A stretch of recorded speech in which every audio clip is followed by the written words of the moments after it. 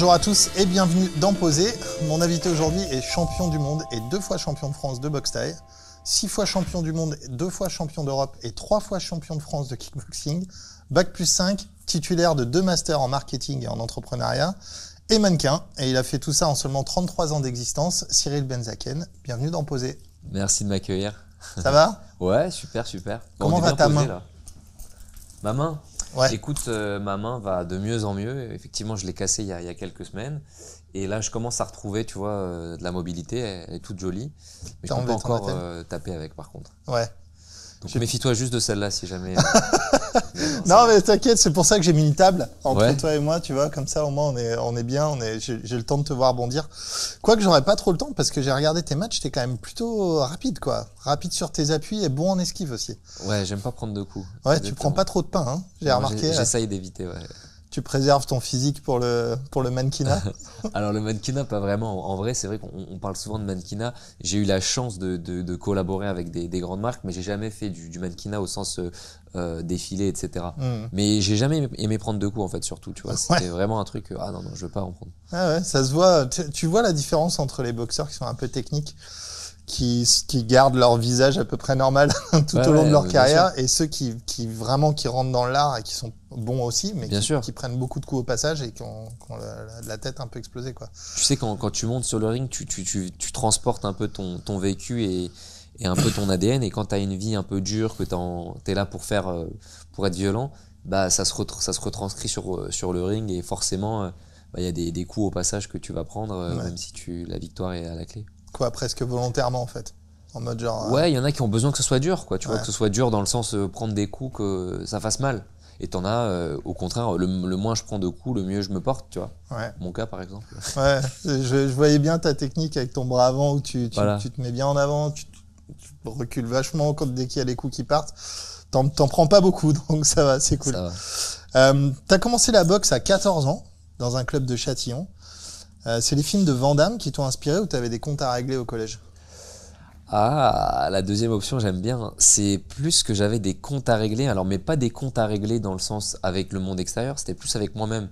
C'est-à-dire que j'ai été très jeune, un petit ado un peu en embonpoint, tu vois, un petit gros. Et en fait, je me rendais compte que j'étais toujours dans la position classique souvent du petit gros. C'était j'aimais avoir l'attention, mais en faisant des blagues, en faisant des trucs comme ça. Ouais, tu voulais faire du stand-up et tout à cet âge-là? Exactement, ouais, parce que vraiment mon délire c'était de mettre l'ambiance, de foutre un peu le bordel en classe avec des blagues, etc.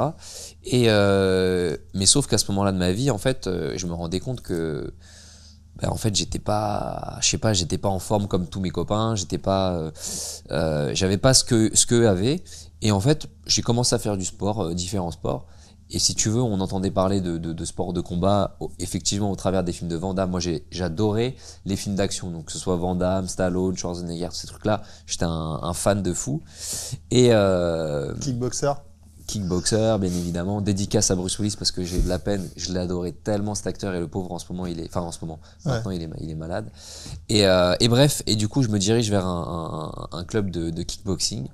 Et en fait, quand je démarre le sport, je vois des compétiteurs qui occupent un espace bien précis de la salle, qui sont là, et je me dis ils ont un charisme, j'adore comment ils sont, j'ai envie de devenir comme eux. Et en fait, c'est inexplicable, mais au bout de pas beaucoup de séances, franchement moins d'un mois, j'avais envie de devenir champion. Tu vois, je me suis dit je vais devenir champion du monde, je suis sûr. Enfin, je suis sûr parce que j'étais pas bon, j'étais pas du tout prédisposé à ça, mais je sentais que j'avais l'envie de progresser, quoi. Ouais, t'as perdu ton premier match à 18 ans. Horrible. Qu'est-ce que t'as pris une raclée? Non, alors pas du tout. Par contre, c'était un combat super serré, un vrai gros combat. Mais c'était horrible dans la mesure où j'ai commencé la boxe à 13-14 ans. Je parlais que de ça tout le temps. Donc 4 ans que je parle de ça à tout le monde. Et t'arrives sur le premier combat, boum, tu perds. Donc les gens, d'un point de vue extérieur, tu sais, c'est radical, c'est le résultat. Il nous casse les couilles avec sa boxe. On t'avait dit. Voilà, c'est pas pour toi. Ouais. Comme quoi ils se sont trompés. Ouais, exactement. T'avais fait un TED Talk aussi là-dessus. Sur TEDx, ouais. C'est vrai, exactement. Ouais, c'est chaud quand même. Et ton premier combat, tu le perds, tu te relèves et tu te dis non, mais c'est bon, je vais continuer en fait.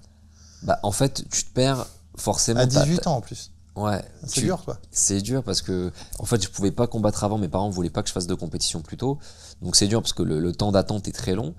Et quand tu perds un combat, si tu veux, la première chose qui t'arrive dans la gueule, c'est ah ouais, c'est pas fait pour moi. Tu vois, t'as toute cette humiliation interne. C'est spécial, hein, parce que t'as été, même si je te dis le combat était serré, tu prends des coups. Donc t'as quand même cette partie violation du corps, tu vois, qui rentre en jeu et qui est violente. Et en fait, assez vite, t'es rattrapé par quelque chose du genre, non, je peux pas laisser cet élément de mon destin me priver de ce que j'ai envie au fond de moi. Je vais retourner à l'entraînement et je vais y arriver. Et en fait, au contraire, ça te nourrit et ça te donne de la force dans la suite des choses, quoi. T'es remonté sur le cheval tout de suite? C'est genre à la sortie du combat, tu t'es dit bon bah faut que je m'entraîne un peu plus, je vais à la salle, ou t'as eu une période où tu t'es dit bah... Ouais, j'ai dû avoir une période down d'une semaine, 10 jours, quoi, tu vois. Mais après, ça revient vite. Pour te reconstruire, quoi. C'est ça. Ouais, c'est tendu, ça. T'as été en Thaïlande, à Pattaya, pour remporter ton titre de champion du monde en 2014. Du coup, c'était le premier titre de champion du monde que t'avais remporté. T'avais déjà combattu en amateur. Exactement, avant. Ouais. T'étais arrivé deuxième, c'est ça? Effectivement, ouais. Depuis 2012, je faisais les championnats du monde amateur en Thaïlande, qui étaient toujours à Bangkok, et là, cette année-là, c'était à Pattaya. Et je crois que 2 fois, je suis arrivé en finale, et j'ai perdu. Et en fait, en 2014, je me souviens, j'étais chargé à bloc dans ma tête, et je savais que j'allais gagner. Ça faisait tellement de fois que je passais à côté, tu vois, etc. 2014, je savais que c'était mon année. Ouais. J'étais prêt pour... c'est autant mental que physique, finalement, la préparation, quoi. Si tu vas en sachant que tu vas gagner, c'est plus mental même que physique. Ouais. Et c'est ça qui est impressionnant dans la vie, c'est que le mental guide le physique. Et ça, je l'ai appris avec l'expérience. C'est que finalement, tu peux être le plus entraîné du monde. Si à un moment donné, ta tête, elle suit pas, tu n'y arriveras pas. Par contre, si la tête, elle est bien chargée, elle va nourrir le corps, et il y a de moyens que tu y arrives, quoi. Qu'est-ce que tu as appris là-bas en Thaïlande avec les Nak Muay que tu peux pas apprendre dans une école française? Si tu veux, ce que tu apprends là-bas, c'est l'expérience de combat, parce que eux, ils sont un peu à l'ancienne dans leur méthode d'entraînement, donc nous, on est plus avancés. Mais par contre, comme là-bas, tu côtoies des jeunes qui commencent les combats à 4, 5, 6, 7 ans. Au premier sang, ouais. Ouais, voilà. Bah, quand tu t'entraînes avec ces gamins qui ont 20 ans, 25 ans, ils ont déjà 200 combats, ce que nous, on fait jamais dans les carrières occidentales. Donc, ils ont beaucoup plus d'expérience. Et moi, je pense que c'est vraiment l'expérience que t'acquiers, parce que t'es entouré de gens qui sont hyper expérimentés. Et donc, t'apprends différemment, t'apprends d'autres choses. Aujourd'hui, tu vois, c'est moins pour moi la Thaïlande. Mais il y a eu un moment de ma vie où c'était le top. Et j'apprenais énormément. Tu faisais les danses rituelles et tout, ou tu te contentais juste d'arriver sur le ring et de saluer? Ouais, je faisais le minimum pour le côté rituel, ouais. Parce qu'il y a tout un rituel en Thaïlande. Pour ceux qui savent pas, mais la boxe thaï, c'est un truc en Thaïlande, c'est une religion, ce truc-là, quoi. Bien sûr, il y a des héros nationaux, il y a des jours fériés pour la boxe thaï, il y a tout un truc. C'est clair. Alors c'est très très culturel, effectivement. T'as cette danse en fait sacrée qu'on appelle le ramway, où on est censé chasser les mauvais esprits, etc. Et c'est hyper drôle parce que en fait eux ils s'en servent aussi comme un peu échauffement avant le combat.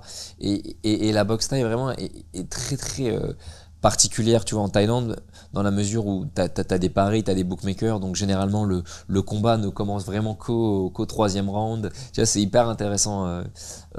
C'est à part, tu vois, les combats sont pas à part. Ils font toujours les trucs avec la glace pilée et la résine, là. Je crois que c'est dans les films, ça. Je l'ai jamais vu en tout cas. Mais dans Combat de coq, tu peux voir. Mais... Ouais, parce que dans Kickboxer, ce truc, et il y a 2 trucs dans Kickboxer qui m'ont choqué quand j'étais gosse. C'était ça, là, le verre pilé sur les gants de boxe. Et le bambou. Non, pas le bambou, ce coup là qu'il lui fait à un moment où il croise les mains comme ça, qui est d'une inefficacité la plus totale. Je sais pas ce que tu transmets comme force en faisant ça, mais apparemment ça a fait très mal à Jean-Claude. Voilà, c'est les 2 trucs. Mais je me demandais si ça existait vraiment, ce truc-là en Thaïlande. J'ai recherché là-dessus et j'ai rien trouvé sur la glace pilée. Enfin, le verre pilé, la résine, le machin, peut-être dans les combats clandestins. Maybe, quoi. Toi, tu as une hygiène de vie complètement parfaite, étant donné que tu combines ta vie d'entrepreneur et ta vie de sportif et de mannequin et de plein de trucs. Tu as une vie très très remplie.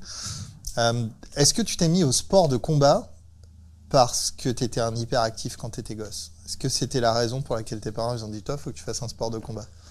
Non, en fait, je te dis, c'était plus l'envie de faire du sport. Mes parents me poussaient à faire du sport, mais les sports de combat, pour le coup, j'y ai été un peu tout seul. Je me rappelle pas avoir été. Aujourd'hui, je me sens hyper actif. À l'époque, j'étais plutôt quelqu'un qui était tout le temps dans la lune, tu vois. Et, euh, et j'aimais regarder par la fenêtre, inventer des histoires. Ou en cours, pareil, tu vois, j'étais en cours et je regardais par la fenêtre des choses. Et d'un coup, ah, Benzaken, qu'est-ce que tu fais? Et tu comprends pas où t'es, qu'est-ce qui se passe? Ah oui, oui. Ouais. Donc, je me sentais pas hyper actif à ce moment-là de ma vie. Il se passait plein de choses dans ma tête. Mais j'étais pas hyper actif au sens actif quoi du terme. Mais la boxe, ça m'a vraiment cadré en fait, tu vois. Ça te canalisait l'esprit en finale. Grave. Et en fait, ce qui est génial dans la boxe, c'est que t'apprends vraiment à être dans le présent. Et tu peux pas être, enfin, si t'es dans ailleurs, tu prends des coups dans la gueule. Ouais. Donc c'est hyper important pour se connecter à ça et ça t'éduque vraiment là-dedans quoi.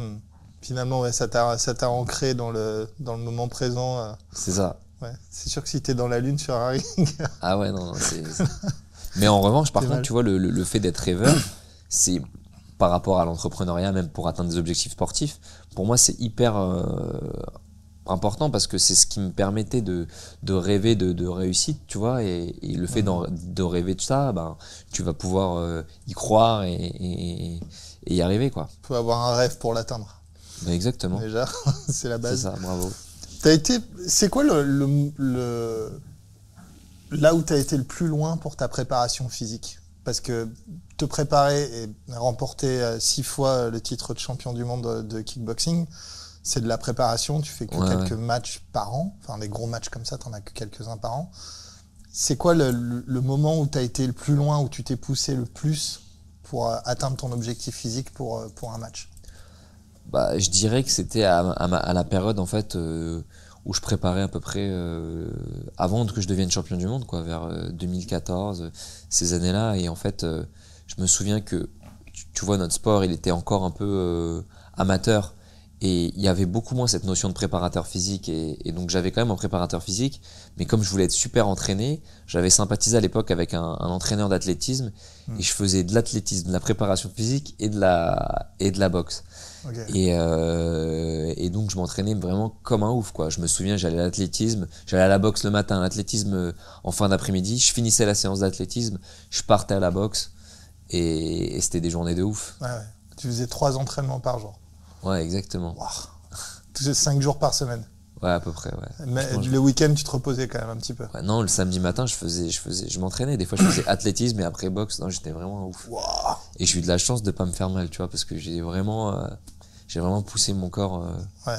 T'as tiré sur la corde, quoi. Ah ouais, grave. Parce qu'elle est pesée aussi dans les catégories. Il faut que tu rentres au kilo près dans un truc. Bien sûr, ouais. Idéalement, il faut être pile sur la limite supérieure pour être le plus lourd possible, mais pas trop lourd. C'est ça. Comment tu gères ça de bouffer pour atteindre un poids, genre un chiffre exact, quoi? 80 kilos, pas moins, pas plus. Tu sais, tu commences à te connaître avec l'expérience et en fait, aujourd'hui, on a évolué grave là-dessus et par exemple, une semaine de combat, typiquement, je vais être autour de 85-86 et je vais diminuer les portions les 48 heures avant la pesée. Donc vraiment, 24 heures avant la pesée, je vais vraiment diminuer les portions et le poids va descendre. Et à l'approche de la pesée, donc à quelques heures, en fait, on fait de la sudation, donc on perd de l'eau. Et c'est du poids que tu récupères tout de suite, ce qui fait que tu peux te peser à 80 kg, le lendemain soir, t'es à 86, quoi. Donc en fait, c'est pas ce que les gens me demandent tout le temps, mais comment tu fais? Je dis non, mais ça sert à rien, c'est pas des méthodes qui sont pour perdre du poids, qui sont bonnes pour perdre du poids, mais à un temps donné. À un instant T, ouais. À un instant T, ouais. Donc c'est cool pour le mannequinat quand tu as une séance à faire en slip, tu sais que tu peux avoir ton six-pack le vendredi et le samedi c'est mort, il n'y a plus de six-pack en fait. Ouais, c'est un peu ça. T'es sec à l'année comme ça sur les photos ou il y a des moments où t'es un peu moins sec? Non, il y a des moments où il y a de la retouche. Il y a de la retouche. Il y a du Photoshop. Il y a du Photoshop, frérot. Non, comment dire, j'essaye de bien m'entraîner et d'être toujours fit, mais il y a aussi le corps a besoin d'être des fois de pas être trop fit parce que là-haut aussi t'as besoin de relâchement et ça régule tes hormones et tout. Exactement. Moi, en plus je suis un gourmand, tu vois, j'ai toujours aimé bouffer et c'est vrai que il y a des moments où on se fait plaisir, tu vois, donc tu peux pas être toujours au top et t'essayes d'être un minimum, comme ça tu laisses pas trop de boulot pour le mec qui fait le Photoshop, quoi, tu vois. Ah, c'est sympa pour les graphistes hein, qui nous regardent, vous voyez. Voilà, il y a des professionnels quand même dans la vie. J'avais une question par rapport aux routines pré-combat, parce que je sais que on va parler un petit peu combat et ce qu'il y a derrière, parce que ça m'intéresse vachement. Dans les combattants que tu connais toi, qui a la routine pré-combat la plus étrange que tu aies vue? Alors je l'ai pas vu, mais on m'en a parlé. C'est une grande championne qui s'appelle Anissa Meksen, qui est une des, je pense, la plus grande championne de kickboxing et de boxe thaï qu'on ait. Et en fait, apparemment, avant chaque combat, elle vomit. C'est ce qu'on m'avait dit, en fait. Alors, je lui ai jamais posé la question, mais on m'avait dit ça, tu vois. Mais en fait, quoi qu'il arrive, alors qu'elle gagne toujours ses combats, enfin, pratiquement toujours haut la main, parce qu'elle a vraiment un niveau extraordinaire. Mais avant chaque combat, ce stress fait qu'elle a ça. C'est le stress, elle se fait pas vomir. Non, bien sûr, non, c'est le stress. Mais tu vois, comme quoi T'as le stress, toi, évidemment, quand tu montes sur un ring, même si t'es 6 fois champion. Moi, c'est pas par là que ça sort. Ouais, c'est de l'autre côté. Ouais, ouais. Mais t'as quand même cette appréhension. Quoi. Exactement, t'as toujours de l'appréhension. Et en revanche, j'ai découvert la première fois de ma vie l'opposé. C'est-à-dire, le dernier combat que j'ai eu, j'avais eu zéro appréhension. Parce qu'en fait, mon esprit était pas vraiment là le jour du combat, parce que j'avais beaucoup bossé sur la production de l'événement. Et en fait, le fait de pas avoir ce stress, ça m'a causé du tort, parce que je suis un peu arrivé sur le ring en mode pas motivé, entre guillemets, tu vois. Wow, qu'est-ce que je fous là? Tu prends des coups dans la gueule. De ton 6e titre là. Là, exactement. Et j'ai dû faire face à ça, me dire bon, ok, réfléchis maintenant, faut que tu fasses des trucs tactiques, mettre des points, parce que t'as pas de jus pour être percutant, vu que t'es ailleurs, quoi. Ouais, t'as été très technique et t'as fait beaucoup d'esquives, voilà. T'as beaucoup joué avec les genoux, les pieds, tout ça. C'est ça. Et l'autre en face, il avait envie de te dépouiller, hein, il était vénère. Ah bah c'est ce qu'il fait toujours. Hein. À chaque fois, il casse des gueules. Hein. C'est un mec vraiment qui est pas technique, mais il a la majorité de ses combats avant la limite, qui gagne avant la limite, parce qu'il gagne très fort et d'une manière incroyable, quoi. Tu vois, pas technique, mais il trempe dedans. Et c'est ce qu'il a voulu faire. Et je me suis rendu compte que j'avais une bonne résistance au coup, parce que j'en ai quand même pris ce jour-là quelques-uns et des bonnes. Et voilà. Ouais, il a été très très volontaire. C'est ça. Sur le ring. Il était vraiment dedans, quoi.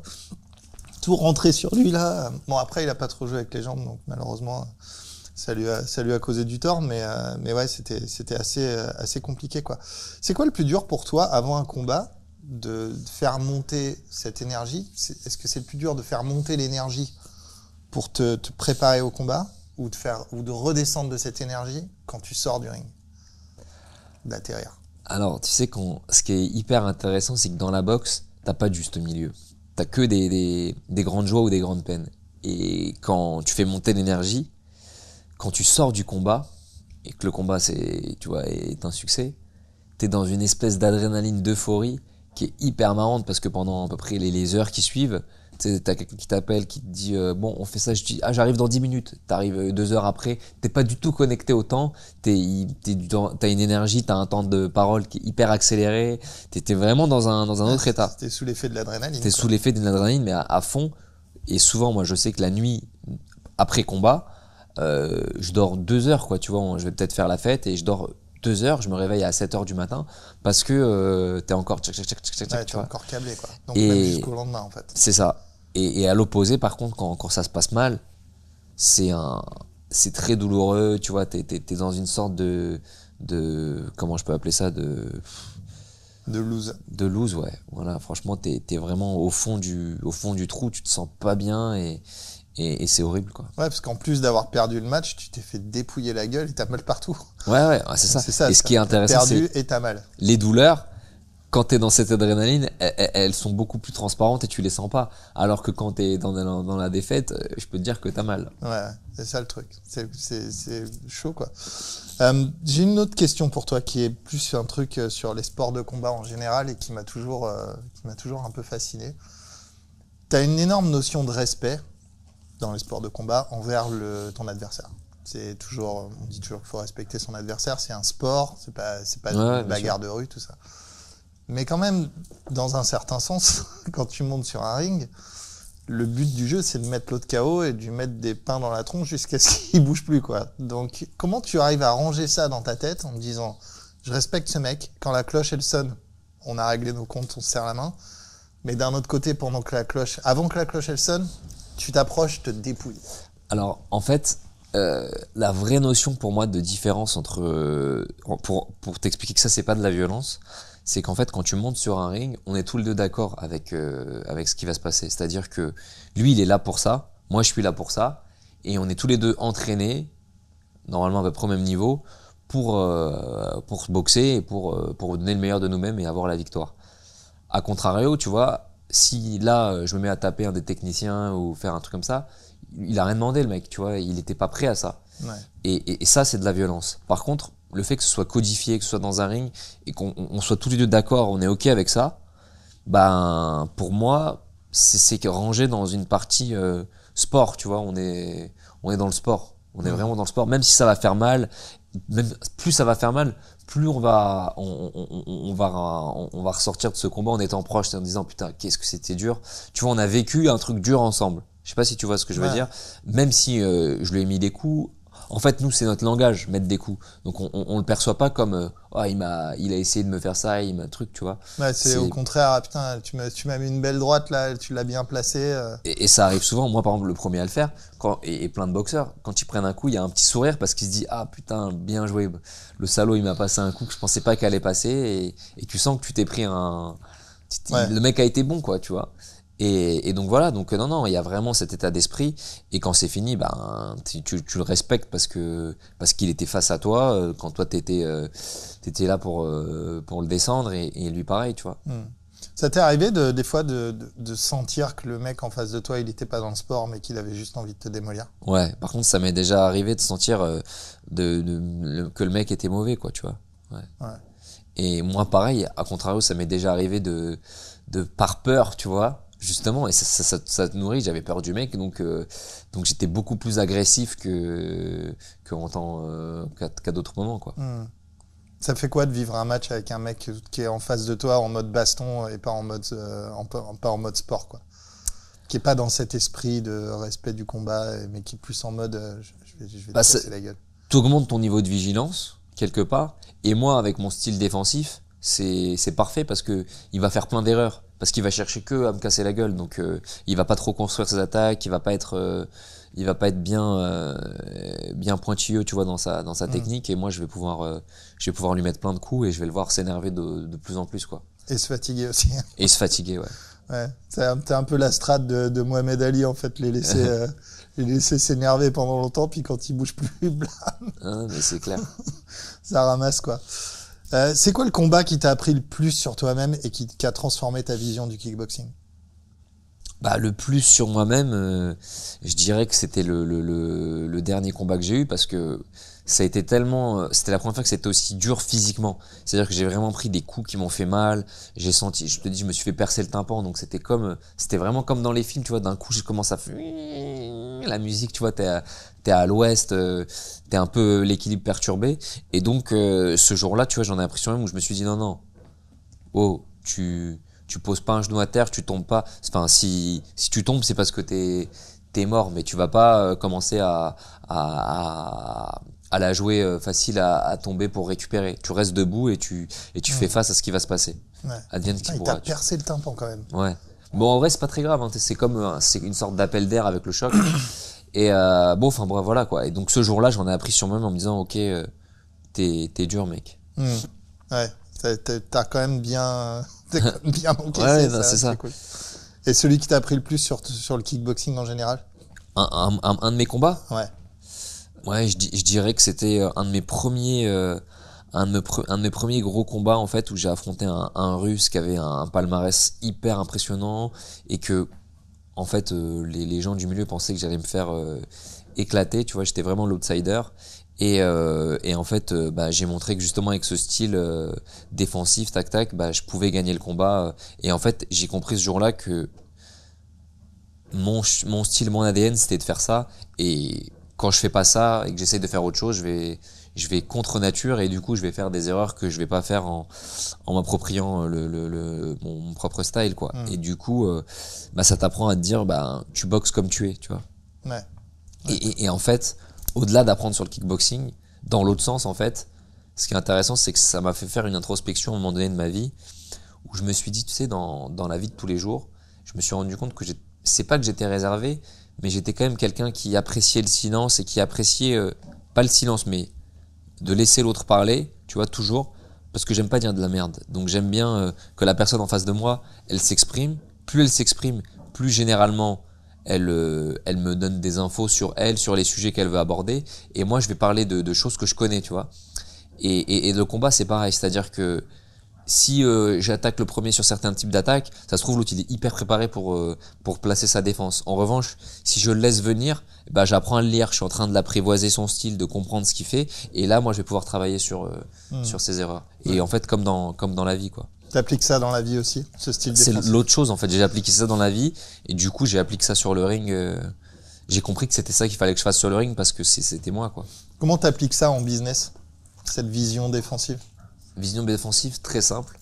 Bonjour, tac tac tac, et je laisse le mec parler. Toujours, parce que il me parle et en fait, comme je te dis, au moment où il parle, la personne en face de moi avec qui je dois négocier, elle m'envoie plein de clés, plein d'informations que je n'ai souvent pas avant.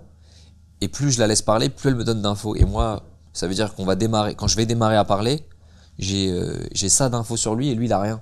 Ouais. Donc là, à ce moment-là, je vais me dire, ah ok, j'ai compris qu'il était sensible à ça, j'ai compris que je vais rebondir sur ça. Je le laisse et quand, bon, à un moment donné, les silences, ça va et qu'il faut que j'y aille, je vais rentrer dans un angle, tu vois, chez lui. Et en fait, c'est charmé parce que tu travailles avec un peu l'ego de la personne, avec sa sensibilité, avec tout ça. Et moi, j'adore faire ça. Donc pour toi, la négo, c'est un combat? Bah bien sûr, grave. C'est un combat et je dirais même que, enfin, la négo...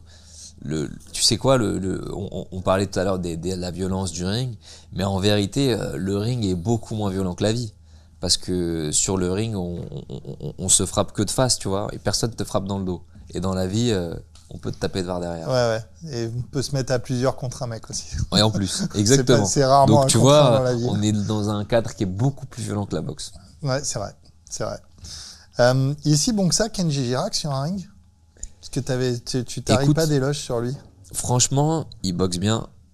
Alors dans le sens où il a une bonne patate et en fait là où j'ai été hyper impressionné, mais en même temps, tu vois, si c'est un artiste qui marche si bien, ça m'étonne pas. C'est que c'était quelqu'un d'une persévérance incroyable et il était vraiment dans le sens du détail, tout le temps à demander ah c'est bien ça et il retenait super bien. Je lui avais montré une seule fois comment bien faire son bandage, tous les jours il le faisait, il avait plus besoin de moi quoi, tu vois, et donc tu lui montres 2-3 mouvements et il va essayer de les retravailler. Donc c'était vraiment c'est hyper agréable de voir quelqu'un qui refait à la lettre exactement une éponge. Et tu verrais un futur pour lui en tant que combattant, genre il est naturellement doué pour ça? Il est naturellement doué pour le combat, tu vois, ça se voit que il a ça dans le sang. Après, pour faire un combat de boxe, je sais pas s'il aura un avenir et surtout en fait, tu sais, pour avoir un avenir là-dedans, pour moi tout est question d'envie. Si t'as des possibilités mais que t'as pas vraiment envie de faire, ben tu vas pas donner le meilleur de toi-même. Donc s'il a l'envie de le faire, il pourra le faire bien, mais je pense qu'il a plein d'autres enjeux. Donc il est sur d'autres choses quoi. Ouais, parce que des reconversions comme ça, on en a vu. Je sais pas si tu as suivi celle de Jake Paul aux États-Unis, le YouTuber là. Incroyable. Qui est devenu boxeur et qui est bon. Mais franchement, il est bon. Mais grave, les gens le décrivent, mais il est vraiment fort. Et en fait, tu sais, c'est un peu le schéma inverse de l'athlète. C'est-à-dire que quand t'es athlète, tu cherches la performance et à côté de ça, tu te dis bon, comment je monétiser, comment gérer une communauté, comment faire ça. Lui, il a fait le truc dans l'autre sens. Il a fait de l'oseille avec ses communautés. Channel, ouais. À la base. Et il avait du temps pour faire ce qu'il voulait et il s'est mis à s'entraîner comme un ouf. Et franchement, vraiment c'était pas gagné. Il a fait finalement son match contre KSI. KSI a gagné. Là, il a un combat, je sais, qui arrive contre Nate Diaz. Ouais. Donc ça va être aussi incroyable parce que il a été beaucoup critiqué sur est-ce que les combats sont un peu arrangés ou quoi. Et là, tu vois, t'as face à lui un mec comme Nate Diaz, et lui, t'arranges rien. Donc, Ouais. Non, mais en plus, moi, je l'ai vu boxer, j'étais surpris, quoi. Ouais. J'étais là, genre, il a pris la boxe super tard sur un Bien beef sûr. qu'il a eu avec un autre YouTuber en disant, vas-y, octogone, Ouais, on c'est se ça. met sur la gueule et tout. Tout le monde a dit, il va se faire des pouillax, laisse tomber. Et puis, pas du tout, en fait. Il a tenu la pilule à l'autre comme il faut. Grave. C'était assez surprenant, quoi. Tiens, parlons des ricains, vite fait. Est-ce que je sais qu'on t'a posé souvent la question de si tu voulais te lancer dans le MMA et t'aimes pas le grappling et ces trucs-là, mais t'as quand même du respect pour l'UFC. Tu suis un petit peu tout ça, l'UFC, tout ça? Bah, je suis de plus en plus. À l'origine, je suivais vraiment pas trop, à part les tout premiers et un peu McGregor. Et là, en fait, je pense que le fait qu'il y ait de plus en plus de Français, que du coup il y ait de plus en plus de com en France sur l'UFC, je me mets un peu à suivre un peu plus les combats. Alors déjà, je suis tous les Français pour le coup, et voilà quoi. Mais ça c'est une discipline super, comment dire, super. Enfin, je suis très admiratif parce que ça demande beaucoup de travail. Exigeant. Parce que si tu veux super exigeant. Parce que les athlètes, ils sont pratiquement au même niveau que les gens du pied-point debout. En anglaise, ils ont un super niveau. Ils ont un niveau grappling, un niveau au sol. C'est vraiment des grands athlètes. Et ce qui fait que ça change, c'est qu'il y a une époque où chacun arrivait avec sa spécificité. Aujourd'hui, t'as de plus en plus d'athlètes hybrides directs. Les mecs font du MMA. Ouais, t'as un style MMA, quoi. C'est ça. Donc les mecs sont complets, tu vois. Parce qu'ils savent ce qui marche et ce qui marche pas. Ils ont pris ce qui marche du judo, ce qui marche du jiu-jitsu, ce qui marche de la boxe. Exactement. Et de la boxe thaï et tout, donc ils savent un peu tout faire, quoi. Après, quand tu regardes ça, c'est quand même d'une extrême violence, quoi. Enfin, ils se mettent des coups de genoux dans la tronche au sol. Ouais. Alors, si tu veux, en fait, moi, je trouve pas ça si violent que ça. Je vais te dire là, ce qui peut te faire croire que c'est violent, c'est que ça saigne beaucoup. Ça saigne beaucoup parce qu'en fait, les gants sont plus fins. Donc, quand tu prends un jab, un coup avec un petit gant, ça va couper tout de suite. Mais en fait, en vérité, le mec a pas plus de... Tu sais, le sport le plus violent, c'est la boxe traditionnelle. Hein. C'est très simple à démontrer. Quand ils se combattent au sol, les coups sont pas violents parce qu'il n'y a pas de vraie puissance, il n'y a pas d'appui. Donc même si ça saigne, l'impact il est moindre. Par contre, en boxe anglaise, les mecs sont toujours en appui. On a que cette surface, tu vois, pour frapper. Et ils frappent, on va dire 60 à 70% sur la tête. Pendant 12 rounds. Donc là, je peux te dire qu'il y a de la commotion, il y a de l'impact. Ouais. Et moi, je vais te dire, j'ai eu une petite expérience boxe anglaise avec quelques combats pro et je me suis jamais autant blessé qu'en boxe anglaise. Je me suis coupé, alors qu'on me prend des coups de coude, je me suis fait 3-4 arcades en boxe anglaise par des coups de tête, par plein de choses que tu veux, sans faire exprès. Mais du coup, en quelques temps, je me suis plus blessé que je m'étais blessé en boxe thaï kick pendant toutes ces années. Ouais, c'est ouf. Hein. Tu peux expliquer aux gens à quel point ça fait mal les petits low kicks que tu prends dans le fémur là? Toi, t'es un connaisseur. T'es vraiment un connaisseur. Parce que ça a l'air de rien comme ça, mais alors, ça te paralyse la jambe, cette merde. Pour les gens qui connaissent pas, c'est effectivement la douleur la plus horrible qui existe. À part peut-être se faire toucher au foie, mais vraiment, en tout cas dans les coups à répétition. En fait, je sais pas si tu te rappelles de l'époque où t'étais à l'école et que les gens venaient et te mettaient un petit coup de genou là pour une béquille. T'imagines que t'as face à toi un athlète qui sait mettre ce genre de coup de genou et qui fait son poids, quoi, et qui t'envoie ça, paf, t'as une douleur qui monte direct au cerveau, tu fais oh là là, ouf. Ouais. Et donc c'est une douleur de ouf. Moi j'adore mettre des low kicks et j'adore, tu vois, quand je m'entraîne avec des gens un peu moins bons, j'ai pas envie de leur faire mal au visage ou quoi, donc les endormir et d'un coup, tu leur mets une petite. Et là tu sens que tu fais genre, pourquoi je peux plus bouger d'un coup. Et c'est un kiff de mettre des low kicks parce que c'est, tu vois, par exemple à l'entraînement, quand j'ai le dessus sur quelqu'un, je trouverais ça violent ou humiliant de me mettre à le tabasser. Par contre, lui mettre des béquilles jusqu'à qu'il fasse je trouve ça moins violent parce que c'est mignon. C'est en tout cas c'est ma perception, quoi. Ouais, il y a deux trucs qui ont l'air de rien. Il y a ça et ce que tu disais, le petit coup dans le foie qui tu peux plus respirer, fait tomber par terre. Exactement. Des fois les mecs ils disent ouais, il est tombé tout seul. T'as raison. T'as déjà pris un coup sur le côté comme ça, où t'as le foie qui fait genre il peut plus respirer, tu fais. C'est clair. Ça a l'air de rien comme ça, mais je voulais qu'on en parle parce que souvent, quand tu regardes les matchs de kickboxing et tout, tu dis ouais bon, il lui a mis des petits coups dans la jambe et tout, puis d'un coup, quand tu sais ça, tu re-regardes le match et tu dis ah mais c'est vrai, là tout à l'heure il était en train de sauter partout, le mec, maintenant il bouge plus, il a sa jambe arrière qui traîne comme un boulet, c'est assez fou. Donc toujours pas de carrière dans l'UFC, pas de révélation exclusive pour nous aujourd'hui. Non, malheureusement, j'ai pas de révélation à vous faire. Bon voilà, j'ai été approché, mais j'ai pas, pas à l'UFC, hein, mais j'ai pas l'envie pour l'instant de me lancer dans le MMA. Enfin pour l'instant, et je pense pas par la suite non plus. Ouais. Après, t'es à l'âge moyen, t'as 33 ans, donc t'es à peu près à l'âge moyen qu'ils ont dans les ligues. Tu pourrais. Ça serait maintenant, quoi, tu vois. Ouais, voilà, faudrait que tu le fasses. Ouais. Et franchement, j'en ai pas l'envie spécialement. Ouais. Donc kickboxing. Exactement. Là, ton match qui était pour le 16 mai, il est reporté. Il est reporté. Ça devait être face à un immense champion en fait qui s'appelle Yohan Nidong, qui était une référence vraiment dans ce sport. Et donc voilà, c'est ça l'objectif.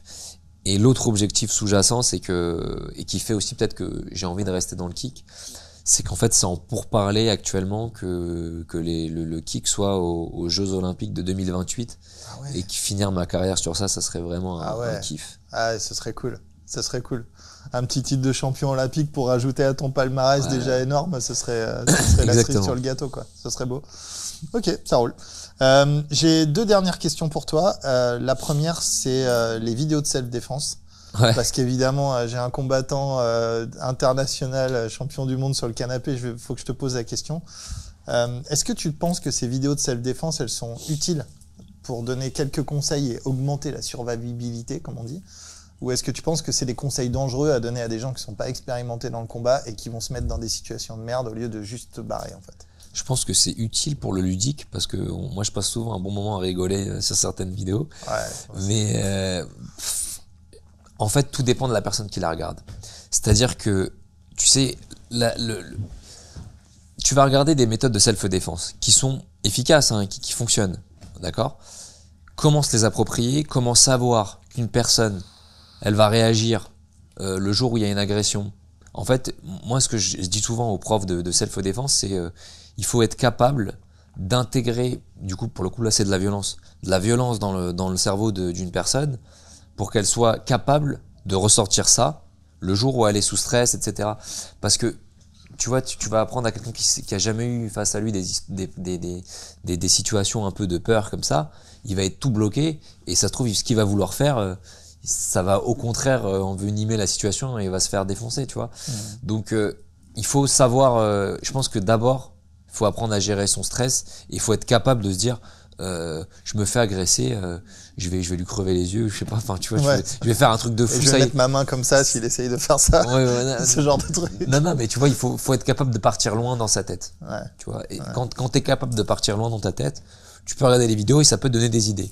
Maintenant, si t'es juste en train de regarder la vidéo, t'apprends pas à faire du vélo en regardant les autres en faire, tu vois, il faut monter sur le vélo et se casser la gueule pour savoir.